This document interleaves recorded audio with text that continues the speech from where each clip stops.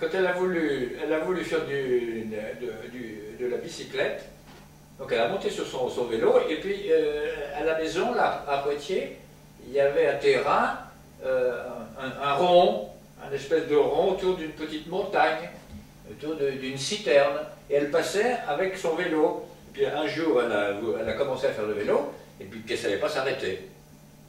Elle montait sur la bicyclette, mais elle ne savait pas comment ça s'arrêtait. Donc, à la fin, ça s'est terminé en catastrophe, parce qu'elle a freiné, je ne sais pas comment, elle est rentrée dans un buisson, elle est rentrée dans un monticule, et elle est tombée. Et elle s'est fendue le menton. Elle s'est fendue le menton, voilà. Elle doit avoir la cicatrice encore. Qu'est-ce que tu as fait? Qu'est-ce que j'ai fait? Ben, j'ai essayé de lui coudre la peau. Sans anesthésie, bien Ben, sûr. sans anesthésie, oui, ben, l'anesthésie c'est une piqûre déjà. Donc on a fait une couture, j'ai fait une couture, parce que je suis médecin. Hein. Donc je lui ai cousu le menton, j'ai entouré dans un drap pour pas qu'elle se débatte. C'est la technique. On met l'enfant dans un drap, donc c'est comme une momie, et on n'a plus qu'à coudre. Donc j'ai cousu son menton. Ah, elle criait, moi elle a sûrement voulu, mais enfin bon, j'ai cousu le menton. Tu as fait pareil avec Grégoire. Oui, mais enfin bon, peu. Très bien. Oui, c'était une fille très volontaire. Et qui est toujours très volontaire. Quand elle a une idée en tête, elle l'a pas au pied, comme on dit Oui, non, elle est très volontaire. Oui. C'était un exemple de sa volonté. Quand elle était adolescente, petite, hein, 8 ou 9 ans. 8 ou 9 ans, quand elle avait décidé, par exemple, que dans sa chambre, ça ne lui plaisait plus, donc elle était capable, toute seule, de déplacer les armoires. Hein. Elle déplaçait les armoires, elle déplaçait les lits, et bon, elle faisait ça toute seule. Hein.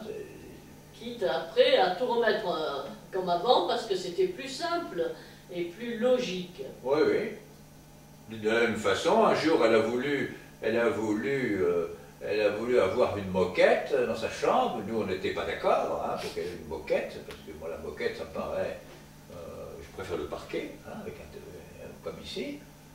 Mais alors, il a fallu absolument qu'elle ait sa moquette. Donc, on a été obligé de céder. Et on lui a installé une moquette. Hein. Bon, ça, on n'a pas pu la raisonner. C'était une fille qu'on ne peut pas raisonner. Elle avait 12-13 ans, elle est en 4e. Hein. Elle a voulu avoir une clé dans sa chambre. Ouais, mais ça, oui. Nous, on n'avait pas de clé, on n'a pas de clé dans les chambres, sauf à la salle de bain. Le soir, on était sortis, elle avait fait venir un camarade qui lui avait mis une clé. Et avec une serrure, et puis on était devant le fait accompli.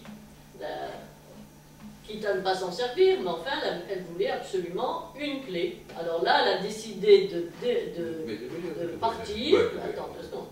Elle a décidé de partir s'installer ailleurs. On a eu beau essayer de raisonner avec elle, non, elle a décidé qu'elle partait. Voilà.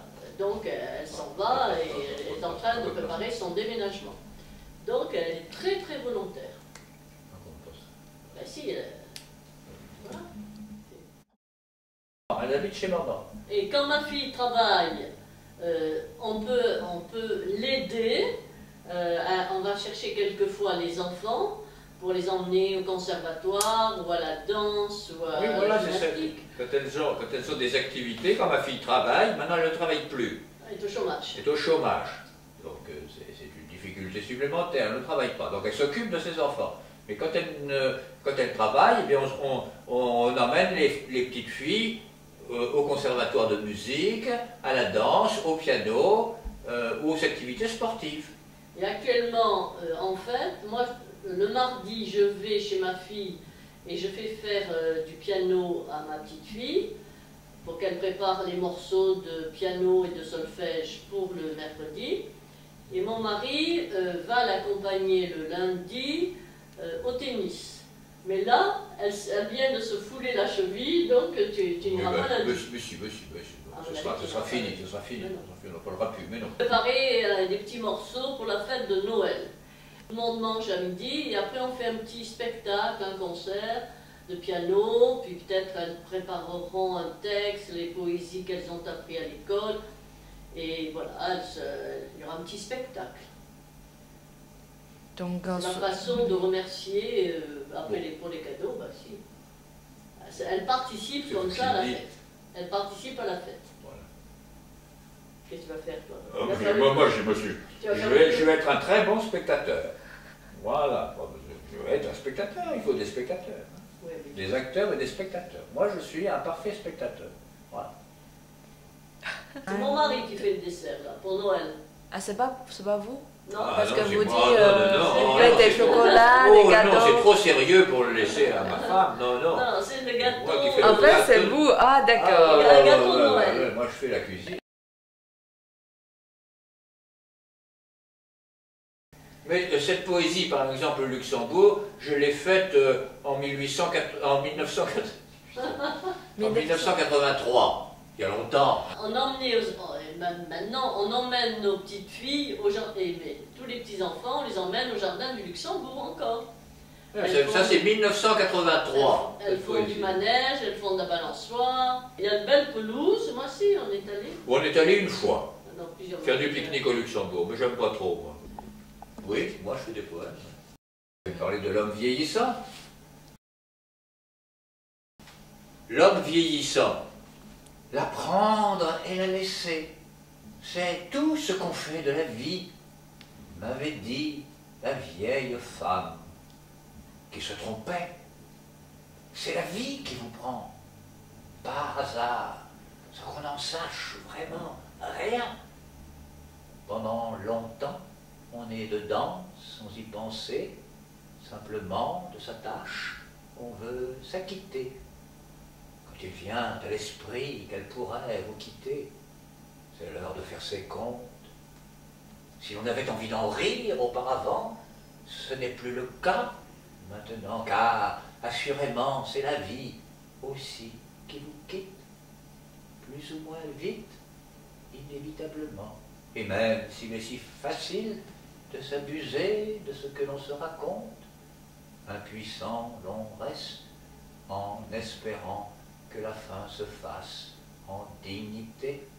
Ah oui, ça, dignité de la mort. La pieuvre. Oui, vous connaissez la pieuvre? La pieuvre? La pieuvre. La pieuvre. C'est un animal marin de la mer. Une pieuvre. Poulpe. Le poulpe. Avec des bras, des grands bras.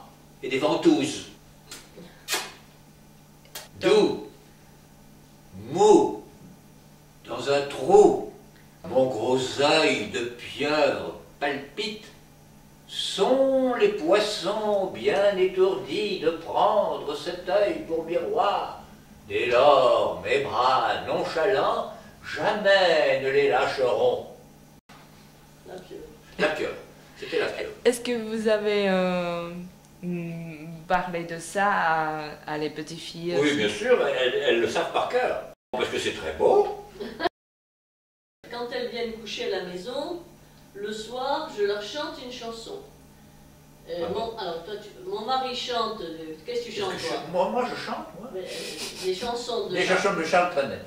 Longtemps, longtemps, longtemps après que les poètes ont disparu, leurs chansons courent encore dans les rues.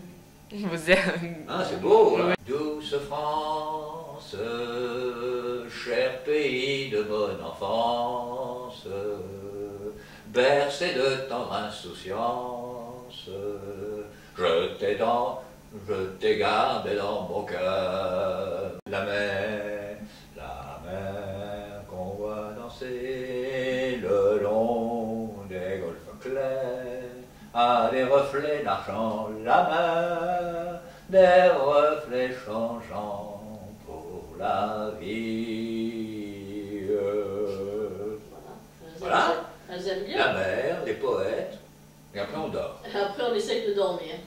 On dort très bien.